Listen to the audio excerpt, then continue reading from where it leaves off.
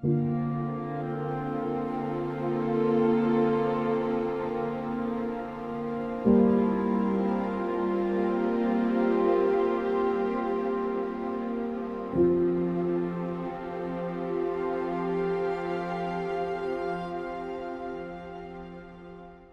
part of Advancing Interdisciplinary Memory Studies, or AIMS, at NTU's conference entitled Dynamics, Mediation, Mobilization, Future Directions in Memory Studies in June 2025, we were very excited to welcome Professor Anne Rigney of Utrecht University as our keynote speaker. Anne is one of the most important scholars in memory studies and has shaped the field in many different ways. Rather than attempting to list all of those ways here, I would like to direct your attention to the volume which we were also celebrating with this conference and which is available in open access with De Gruyter. It's called Dynamics, Mediation, Mobilization, Doing Memory Studies with Anne Rigney. Professor Rigney is not only the author or co-editor of numerous landmark books such as Imperfect Histories, 2001, Mediation, Remediation, and the Dynamics of Cultural Memory, 2009, The Afterlives of Walter Scott, 2012, Transnational Memory, 2014, Visual Memory of Protest, 2023, and Memory and the Language of Contention and Remembering Contentious Lives, both 2025, and the forthcoming Remembering Hope with Oxford University Press, as well as too many influential articles to list. The last few books were the outcome of the REACT ERC Advanced Grant that Anne was leading, and which has by itself been extremely influential. In addition to all of this, Anne has been a critical network builder. She was part of the early cost action in search of a cultural memory in Europe, as well as of the recent one on slow memory. She is the founder of the Utrecht Forum on Memory Studies, and she's been a crucial supporter from the beginning of the Memory Studies Association. And she is now the incoming president of the Memory Studies Association in 2025. Her lecture is entitled Remembering to Resist. You see how retirement works. You have a big thing and you say you're leaving, and then they say, we'll come back and give the keynote. Of course, with Jenny giving the invitation, it was certainly an invitation I couldn't pass up. So I'm delighted to be here and delighted with this opportunity to represent some work which I think will be both familiar and new in terms of its focus. And one of the advantages of being towards the end of my career is that I've been around long enough to witness some of the dynamics within the field of memory studies itself. I've not only been a party to its emergence, but also witness to changes. To begin with, in the very understanding of the concept of memory. The first handbooks defined memory, above all, in terms of a two-way relation between past and present. I know, but more recently, the future has been added in the mix. And here I go to the our theoretical barometer, Astrid Burrell, and refer to her both the definitions of that label. She talks about memory is the interplay of the past and present in social cultural contexts. But in her recent book, and here I just flag it, just appeared last week, Travels in Time, she defines memory as a vital connective tissue between past, present, and future. And that's also indicated in the front cover. So here we've got a new dimension brought into our core concept. And I refer to Astrid here as a point of reference, but there are many, many other people I could refer to. Now, some of you might see these changing definitions as evidence that our field has a very wobbly center. I prefer to see it as a healthy form of self-renewal in response to new circumstances. I'd like here to recall Susanna Little's comment in the panel yesterday about at some point, instead of expanding on things, let's go back and rethink things. So this process of rethinking, I think, is ongoing and is a very healthy thing. And in terms of this rethinking by bringing in futurity into the discussion, I think we could expect to see it as a response to new circumstances, the slow unfolding climate collapse and the rise of pro-democratic forces are just some of the factors that have brought the future urgently into the present. challenging us to think how memory practices and memory studies might contribute to shaping the world that has yet to come. Somebody may say the good reason that the study of memory has always been about the future, implicitly. After all, the first decades of the field's existence were dominated by the legacy of genocide and guided by the question how to deal with the past so as to ensure the future where such things never happen. So the future was very much on the table, but above all in a negative form of avoidance, nunca más, never again. Now, understanding the legacy of historical violence is set to remain one of the core tenets of our field, unfortunately. Yesterday, we saw that in our panel discussion in the afternoon, that ongoing debates about the meaning of never again in the context of Israel's genocidal response to the attacks by Hamas have brought home, I think, the need to continue thinking about such matters. So I'm not saying we shouldn't think about such matters. We need to continue to do so. But I think we also need to think more about this framing in terms of never again and ask ourselves, what does it exclude from the picture? If we can only imagine the future in negative terms, we run the risk of making memory studies complicit in fostering a culture of grievance and of fear. Being open to alternatives and to exploring alternative traditions is a matter not only of scholarly integrity, I think we should be open to this, but also of societal relevance. So the challenge is to integrate futurity into memory studies, a process which is already ongoing, while thinking about that future in positive terms. But it also, as we'll see as I go along, it will also involve developing a much more fluid idea of time. And here I pick up on something in Mariana's essay in the collection, a more fluid notion of time, rather than this line-up of past, present, and future. I'm going to be referring to a scrambling of time. But that scrambling of time will include the future. And it will include a positivity. And by using the word positive, I realize it could sound incredibly naive. We don't do positivity usually. But I don't mean a turn to a monumental history that celebrates past achievements as a model for the future. Nor do I mean forms of nostalgia that look to restore a mythically great past. By positive, I mean simply turning towards the things we aspire to, towards the values we uphold, as distinct from turning away from the things we want to avoid. And when applied to memory, this means thinking about people's relationship with the past as a resource for reinventing the world. For reasons, what Timothy Snyder has recently called the politics of inevitability, the fatalist that there's nothing to be done, and that the course of history is already set in stone. Now, for those who have been following my work, and I understand some of you have, this will be familiar. This is an approach I'm proposing on and off for a number of years now. But today I just want to explore this a bit further, how cultural memory work can offer resistance to inevitability and open up alternative futures, and hence my title, Remembering to Resist.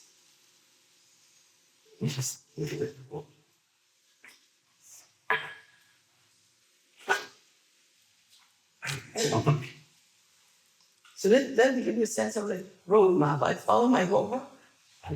I'm going to follow the three key terms of our discussion by talking about dynamics, particularly about this question of relate the dynamics of memory and activism, then talk at much greater length, because I'm really a mediation person, about mediation, and I'm going to look at calendars.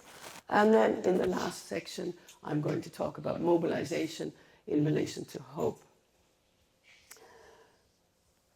So the questions I'm asking today have come out of the project I've been leading for the last 6 years, the Remembering Activism project, or REACT as it's known to its many friends.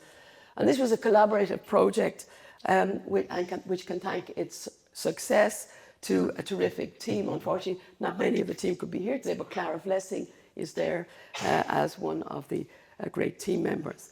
And I just flag here, our publications are all available, open access. So download them as soon as you can, as will my forthcoming monograph, Remembering Hope, from which I'm drawing this present talk. Now, I first started to think about the memory activism nexus about 9 years ago because it offered a promising arena for exploring the relationship between collective remembrance and attempts to reinvent the world. Since then, the right to protest has become threatened in so many countries that bringing its history and its memory culture into visibility as a key element of democratic citizenship has taken on, I think, extra importance. Now, in turning to the memory activism nexus, I was taking up the challenge first formulated by Anna Redding and Tamar Katrine in the 2015 collection, The Cultural Memory of Nonviolent Instruction. I'm delighted that Amza is here. Can't see her. There she is here today, because I think this is was a really important polemic contribution, saying let's try and see if we can move away from violence as a focus on concerns. We have to learn to be part of a broader search of interest in the entanglements to memory activism, both in memory studies and in social movement studies. And the landmark route the channel of memory activism, as Virginia Wusterberg, Kick President, appeared as we were in the middle of our motion. So it became part of a much more general interest. However, our concern was not so much with memory activism as defined by Goodman and Wusterberg, but it was about activism directed towards a broad constellation of causes. With the question, how is activism, for example, for environmental or racial justice, how is activism culturally remembered, and how does that memory feedback into later mobilizations? So this is the dynamic I'm interested in. It's remembering and activism. And our point of access to this dynamic here is books, in per second there. Our point of access to this dynamic was not unexpectedly the question on mediation, mediated recollections. So how was this activism turned into mediated recollection, and how was that feedback into activism, and both in overt references, but also in the metaphorical actions of what people do, what have they learned from the so this is also a theme which has been becoming quite a topical one within social movement studies, but our approach was definitely much through the cultural memory lens. So instead of asking activists what they remembered, which would be, of course, the main method in social studies, social movement studies, we looked at images, words, narratives, cultural schemata, and so on. So what was remembered, what was then remediated, what stuck in memory. And searching along these lines brought to light a striking amount of cultural memory work, most of it never studied before, in the portable form of slogans, graffiti, manifestos, documentaries, wikis, posters, and so on. And interestingly, the remediations of these materials followed an unexpected dynamic, because they didn't end up in a public monument, which is the way we usually think of the dynamics of memory. You end up in a public monument. Indeed, protest memory, which is the shorthand for cultural memory work in the context of protest memory turned out to be anti-monumental. Why? To begin with, because it comes from a dissenting position, and hence it typically fails to get official recognition. But more importantly, because I discovered it constitutes a different way of remembering, one that treats the past as unfinished business, as an unfulfilled promise, as a source of momentum rather than grounds for a monument. So we're dealing here already with a different relationship between past, present, and future. Now, in the rest of this talk, I want to explore the dynamic of mediation and mobilization through one cultural form in particular. At first sight, an unusual form. It's the calendar. And just to show you that these are fascinating objects as well as abstract ideas, I brought a whole lot of calendars here with me. So just to get this sense of materiality, these are the calendars I'll be talking about. These are, and I explain what they are in a moment. So if you want to have a look at them in the break, please feel free to rummage. This is my personal collection. And in a way, my lecture is a bit Anne's stamp collection, but then it's Anne's calendar collection. So, because a calendar seems to be a really interesting cultural form, and it's not one that we usually think about. So, let me just begin by just saying some very basic things about a calendar. So what is sort of a thing is a calendar? It's a technology for formatting social time, and it can be inscribed in multiple material forms. That's why I want to show you some of the material forms. As such, calendars are a key resource in creating the socio-temporal order, and I'm using the term from Eviatar Seru-Bavel's work on time.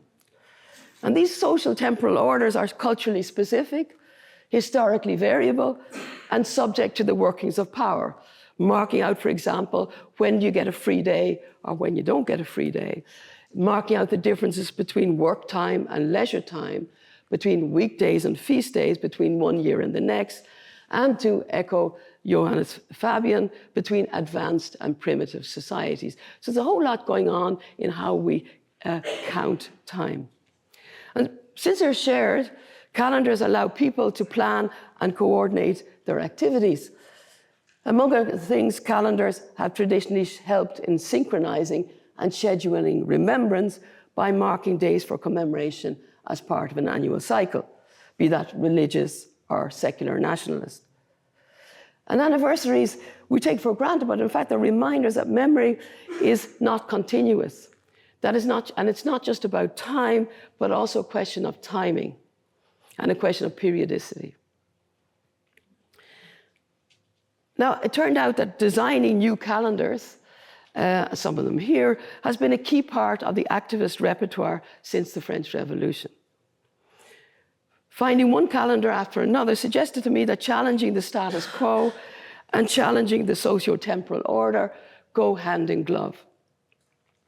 And this intuition was confirmed in a recent article by Robin Wagner-Pacifici and Colin Ruggiero in Social Movement Studies, which argues that the transformation of temporal orientations and commitments is a defining feature of political mobilization. So the sense of being swept up in a movement is linked to the sense of the past, present, and future are entering into new alignments. It's what I call the scrambling of time.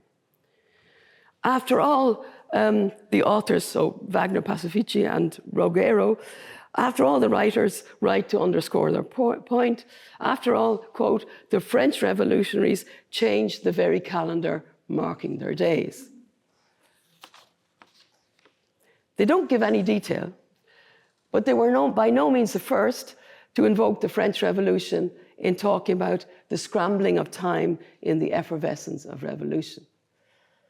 In 1940, Walter Benjamin famously described the revolution and the French Revolution as having blasted and exploded the continuum of history so as to create an extended revolutionary present.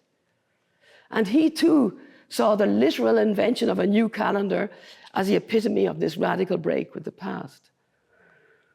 The awareness, and I quote, the awareness that they are about to make the continuum of history explode is characteristic of the revolutionary classes at the moment of their action. The Great Revolution introduced a new calendar. Such calendars do not measure time as clocks do. They are monuments to a historical consciousness. Benjamin doesn't give any detail either, but he was presumably referring to the Republican calendar brought into law in 1793. Radical it certainly was, and I have a hard copy of it because you can now buy it as a souvenir. Where was I? Radical it certainly was. It famously reset the timeline of the Christian era by starting to count from the declaration of the French Republic in 1792, which became year one. It also reformatted the year, replacing the 7-day week by 10-day units and making the months all have 30 days.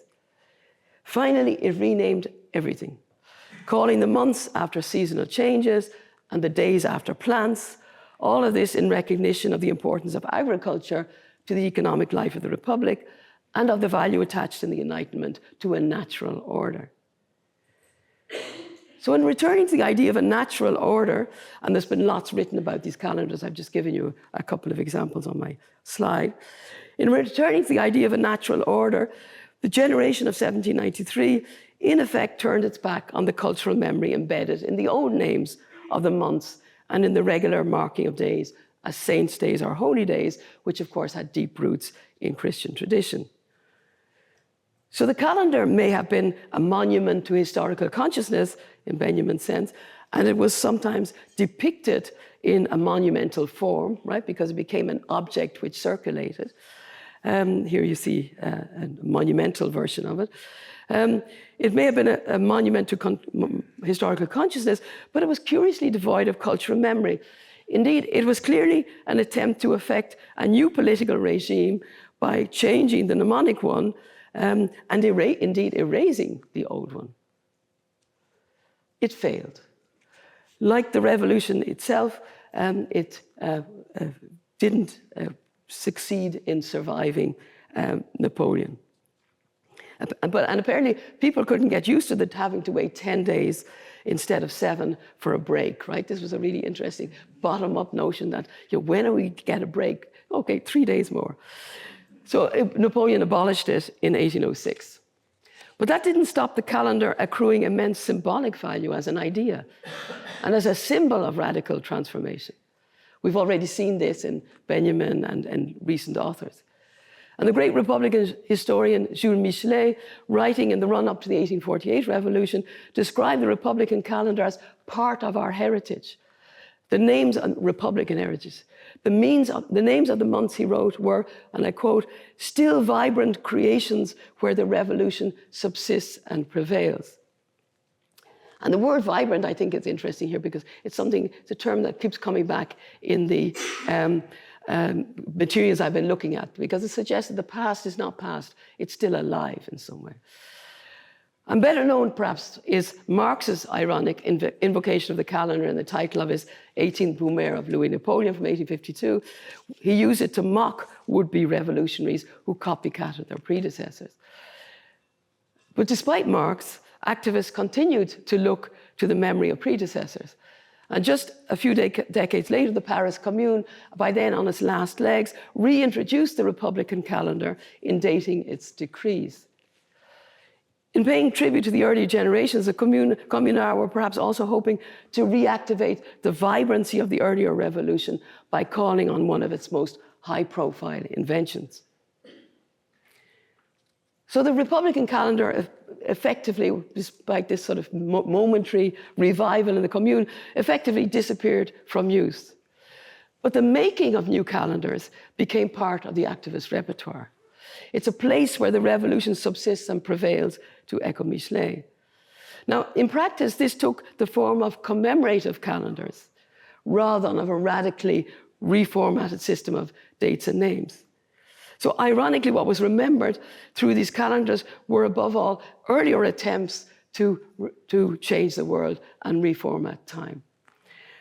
As one short-lived revolution was followed by the next in the 19th century, they themselves became the object of the commemorative cycle. So it's a non-religious cycle of commemoration, but it's one which is based on the earlier short-lived revolutions. So in the rest of the talk, I'm going to give you some examples of these more recent examples of revolutionary calendars in order to show both how the model has been remarkably persistent, but also how it's changed over time.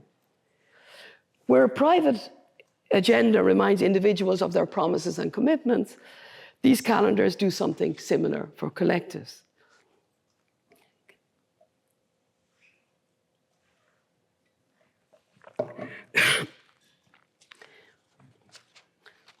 Okay, so I've just got a series of examples. I'm going to try and comment on them in the way in which they work differently in their context. So the first one is from the Commonweal, not so recent, it's from 1888, published in the Socialist Journal, the Commonweal, edited by William Morris at the time. And it follows the traditional Gregorian calendar in the stating, but it offers a new version of the traditional Christian calendar where each day was devoted to a saint. So here we're recycling certain modes of articulating ways of being in the world. But here the references are to secular saints and secular happenings, more often more than one on the same day. So on Sunday, March the 18th, subscribers to the Common Weal were invited to remember the revolution in Berlin in 1848, the beginning of the Commune in Paris in 1871, and the death of the German poet Freiligrath, spokesman for the 1848 revolution, in 1876. So in this way, the calendar invites its readership to remember in a synchronized way. So you read it, you're remembering in the privacy of your own home, but you're doing it at the same time.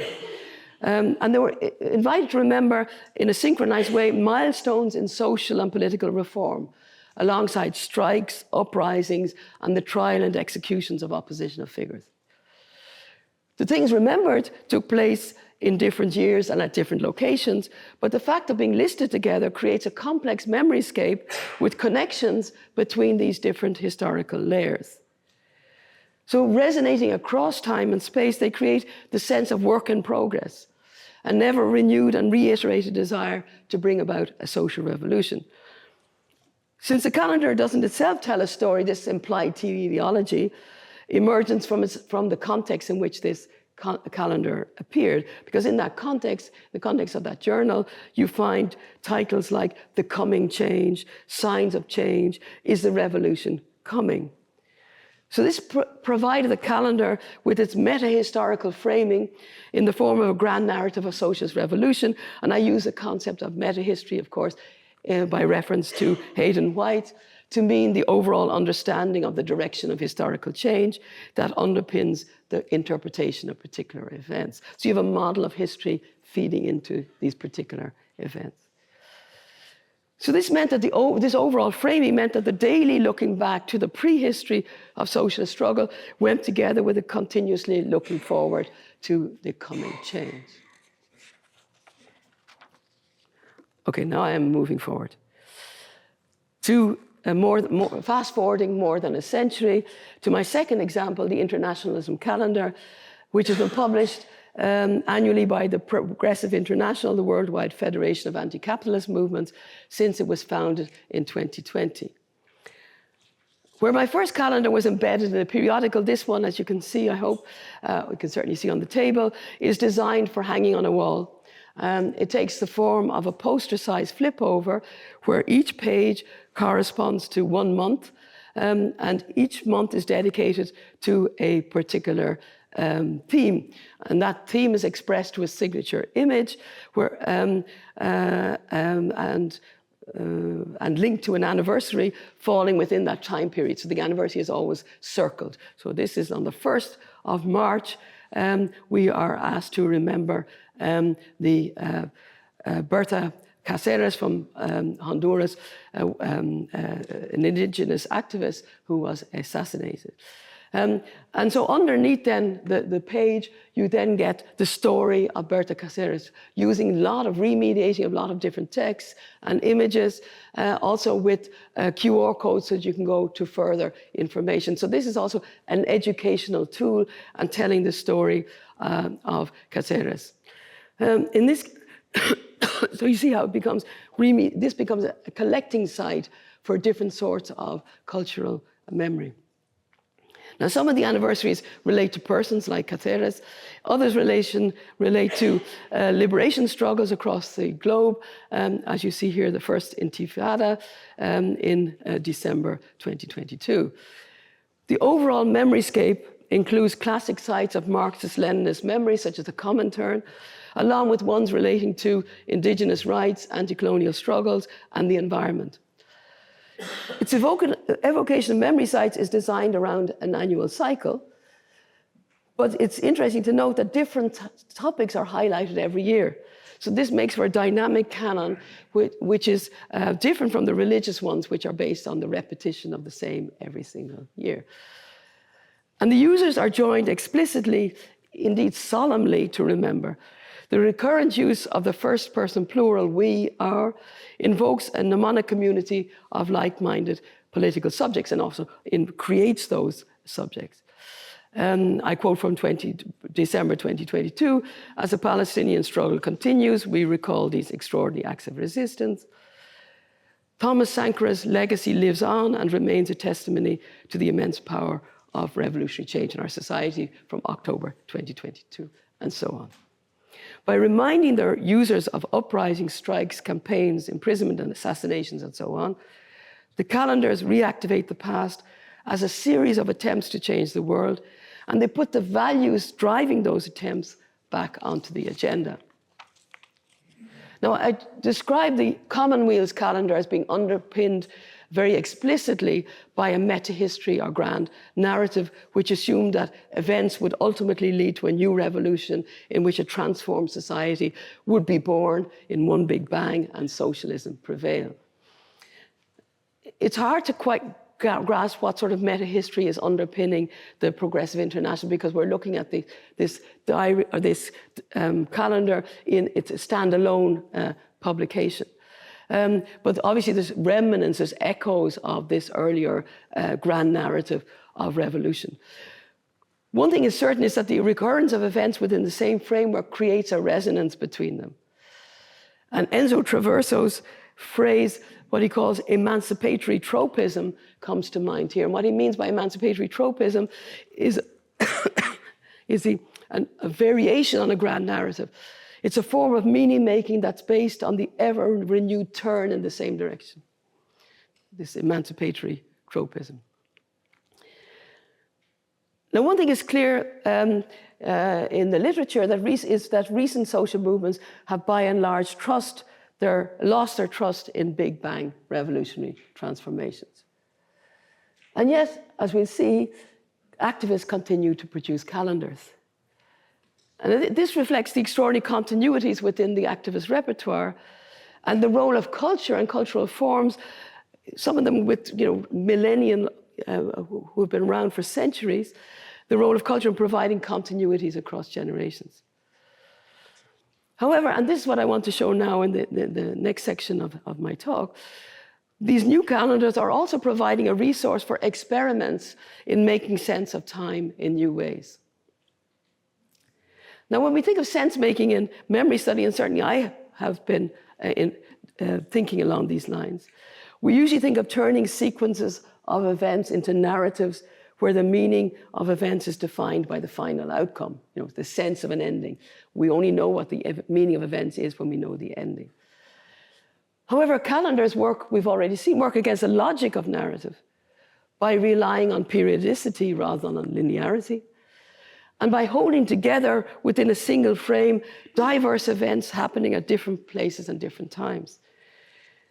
And this makes them has, I think, made them useful for groups trying to think in new ways about the relationships between past, present, and future, new ways beyond these grand narratives. Because that's what we know from cultural studies, that making sense is always work in progress. We're always trying to invent new ways of making sense. This certainly applies to my next examples, which were the next two examples, which were produced in the aftermath of the Occupy movements of the early 2010s. These experiments in radical democracy, also known as the movement of the squares. And they generally seem to have practiced a form of transformative politics committed to prefiguration as a principle rather than to a grand narrative of revolutionary transformation. And by politics of prefiguration, I understand a commitment to instigating change at small scale now rather than waiting for some future big bang transformation. And moreover, prefiguration involves a commitment to ensuring that whatever one does now is already consonant with the ideals that one is striving for in the long term. So it's a way of bringing already the future into the present at small scale. As the title of a recent book puts it, the future is now. The idea of prefigurativity, again, mixes up the traditional lineup of past, present, and future.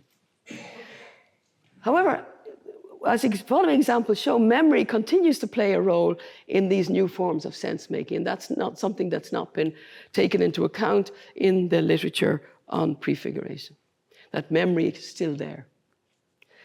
Okay, I'll give you two examples to show this. The first one is what you see here is a Turkish language diary in the English title is Resist Resistance Agenda 2014, which appeared a year after the violent breakup of the Gezi Park protests in Istanbul in 2013. It was first planned while the protests were ongoing, but by the time it appeared, the occupation had been foreclosed. And I owe my familiarity with this agenda to one of the REACT members, Dugyu Erbil, who unfortunately couldn't be here today, but Dugyu also translated the entire diary for me. So Dugyu, you are here in spirit. As the opening pages of the diary puts it, we realize that we cannot finish recording this ongoing resistance, and we entrust the agenda to our readers. You can continue writing while carrying it in your pockets throughout the year. In line with the agenda's aim of continuing the protest, of continuing to write the protest, the cover shows an activist inscribing a message on the pavement. Only the first letters are visible, but insiders will recognize the name of Abdullah Kumert, one of the protesters killed by police a year earlier. Now, unlike the other calendars I've been discussing, this one was very much for private use. You carry it in your pocket. It's pocket-sized, and it's not for display. And interesting, it's a traditional analog agenda with space for notes and appointments across the entire year. And I think going for the analog is a very interesting choice in the age of the digital, also a way of opting out or doing something differently. Like the earlier calendars, it too provides a schedule for remembrance. Most days marking the anniversary of some protest, be that in Turkey or elsewhere in the world. And like the earlier examples, it performs connective memory work by bringing actions from across the world and from different periods into the same commemorative space, linking Gezi to the Occupy movement in Kuala Lumpur, to and often these unusual, not the usual suspects, but slightly different connections being made. So the Occupy movement in Kuala Lumpur, to the mothers of the Plaza de Mayo in Buenos Aires, and to the Paris Commune. The Paris Commune turns up in every single one of the diaries I have looked at. And in parallel, the diary remediates the images and slogans from the movement, as well as many passages from Turkish and international writers, offering, as it were, food for thought, weekly food for thought, and for poetic sensitization to the environmental and political issues that were at the heart of the Gezi Park protest. This, of course, goes back to a long tradition of the almanac. The almanac is a sort of vade mecum, which gave you wisdom and a form of intellectual socialization. Here it's clearly linked to the political socialization following on Gezi. I would say that memory work and aesthetics work together to sensitize users to particular causes and values. And even after the actual protest has ended, to make sure that Gezi Park persists in memory. That it will, and I quote here from the Ergensch passage, that Gezi Park will now not only be more political, but also more beautiful than ever. And I think this idea of turning it into something beautiful is a very interesting theme that runs through here. Because we're about putting objects of value into making them visible. Now, this agenda works in the micropolitics of personal engagement rather than in the public arena of public street assemblies. But it's not only a personal matter. Like other printed calendars, it connects like-minded users at different locations, providing a mnemonic schedule of virtually shared commemorations, as well as exposure to a canon of writers and artists and the values they articulate. Published a year after Gezi, the agenda worked to keep alive a shared memory as well as a shared sense of purpose in the downtime of defeat after the protest has been violently dispersed. And when we think about this dynamic, we also have the dynamic of mobilizations, periods of abeyance, and then mobilization again. Of course, this raises the question when, if ever, this remembrance in the private sphere will move into collective commemoration in the street. And even more interestingly, when scheduled commemoration turns into unscheduled mass mobilization that will blast through time again, to recall Benjamin, and then recreate a new relation between past, present, and future. This is something we might come back to in the Q&A. I don't have any immediate answers for it, but I think it's something it's really worth thinking about. Okay, I move to my second example from the Occupy movement. This one. What you see here is one of the annual calendars produced by a group identifying with the 15M movement, Spain's Occupy movement of 2011, also known as the Indignados movement. The calendar started a year after the occupation was broken up, and in 2023, the calendar was celebrating its own 10th anniversary. And again, it takes the form of a flip over for hanging up in homes and offices, and each month offers food for thought in the form of quotations and original artwork.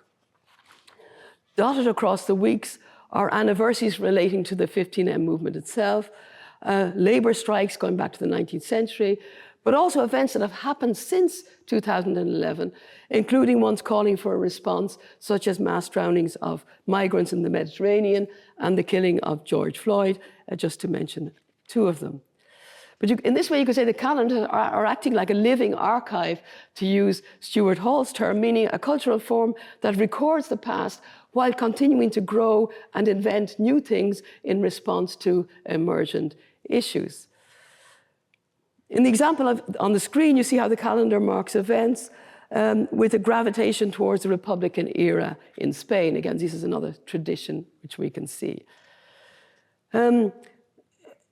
But even as it looks back to these events, it's also advocating action in the present, particularly in relation to femicide, which is a big theme in Spain, and in relation to the environment. So here we're getting commemoration and contention going together, advocacy and recollection.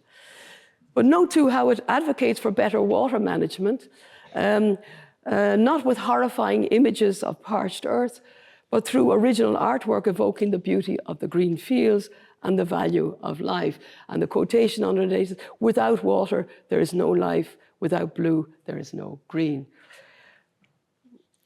Over the course of more than 10 years now, the 15M calendars haven't just recollected the movement in a historicizing or in a monumental way by saying that was in the past, but it reactivates that past by reiterating the commitment to environmental and social justice, but also in their playful and visual and aesthetic. And I was very struck by the reaction to the first image. I saw smiles on many faces. It's a fun calendar. So being funny, using humor is also part of the aesthetics that this movement works with. Michelet's reference to still vibrant creations where the revolutionary system prevails seems, again, apt here. Throughout this very indignant calendar, as it calls itself, it uses humor and bright colors to re-engage with the prefigurative politics of the 2011 occupation and to celebrate its energies while continuing to support in a minor key its causes. Traverso, who's a big point of reference on recent developments, has referred to recent movements as orphaned because they're not part of a powerful historical tendency, by which he presumably meant historical Marxism. And indeed, neither the 15M calendar or the Gazy diary calls on the grand narrative of a powerful historical tendency. Instead, they perform cultural memory work as an extension of their embodied protest, using multiple strategies, including aesthetic ones, to keep the cause on the agenda. You could say that their very existence bears witness to a refusal to accept the historical outcome that broke up the protest. And that brings me to my final example, which is a poster-sized calendar for 2022. It was picked up by my colleague Milan Ismangel in Hong Kong. I believe he found it it was lying on a table in a noodle bar. What you see here is a calendar for the second half of the year, and the first half shows a couple looking out over the city. This calendar doesn't commemorate events on a daily basis or even on a monthly basis, but on a 6-month block. Right? Although it's less elaborate on the other projects I've discussed, its single image is a veritable compendium of references to the 2019 protests in Hong Kong. Milan was also kind enough to decode the image, so I'm speaking, as it were, his description. In the lower part of the poster, we see protesters in their signature yellow helmets and umbrellas. So yellow is a very important color here. On the left, there's also a statue of a protester dressed in white, holding a flag with the well-known slogan, "Liberate Hong Kong, Revolution of Our Times." The shop signs have been replaced by messages of support for the protest, and the blue and white flag represents independent Hong Kong. And visible in the background is the Lion Rock, a city landmark, shown with the banner "Glory to Hong Kong," which is the movement's anthem. So this incredible condensation, it's really memory site, and Pierre Nordha's notion of a condensation of meaning in one single poster. Also on the rock, we see references to the Hong Kong Way, which was part of the protests in 2019, which was a tribute to the Baltic Way of 1989, about which Eniken Lannes has written wonderfully in the book on dynamics. Now, undoubtedly, those more expert than me would have lots to say about the Hong Kong calendar. I just wanted to introduce it here to underscore the persistence of the calendar form in the transnational activist repertoire. And again, to underscore how cultural memory work can be used to perform resistance to outcome. In this case, the calendar is a defiant attempt to keep the memory of protests alive, in this case, in the context of severe repression, so that those who broke up the protests don't have the last word. It's a piece of protest ephemera, but as I hope to have shown, it also stands in a long transnational history of calendars being used to defy inevitability, and even stronger, to keep a past possibility alive. And this brings me to the last my conclusion, which is much shorter, about mobilization. In a sense, I've been talking about mobilization, talking about activism and movements. But here I want to zoom in on the idea, what moves people to act? And my answer would be that what moves people to act is the question of hope. I began by highlighting the importance of trying to find ways of linking remembrance to reinvention.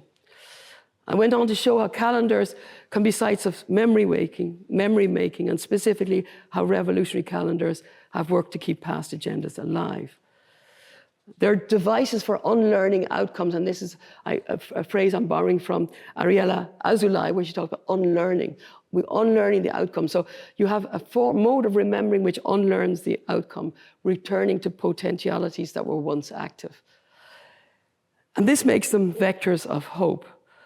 And by hope here, hope doesn't mean a passive optimism, assuming everything will turn out in the end if you wait long enough. Instead, I understand it in line with recent literature, and there's a lot of recent literature, as a disposition to act in the awareness that since the world is not yet final, there's still room to act. But this readiness to act is based on possibility rather than certainty. And my colleague in Utrecht, David Hannig, refers to hope as a practice of imagining possibilities and acting on them. So it's about possibility rather than certainty. And here I was very moved by Václav Havel's comments on hope, that hope is not the conviction that something will turn out well, but the certainty that something makes sense regardless of how it turns out. It's a pretty minimal notion, but it still makes sense. Cultural memory work, I hope to have shown, provides the conditions for hope being transmitted across time, the conditions for making it contagious.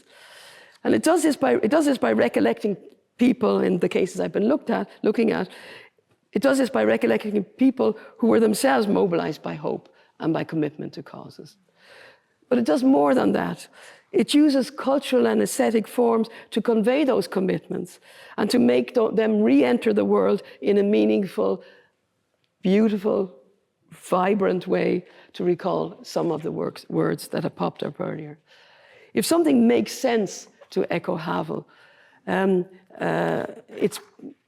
if something makes sense to echo Havel, it's because people have made sense of actions. They've made sense. This sense-making, I think, is constitutive of what we've been calling mediation.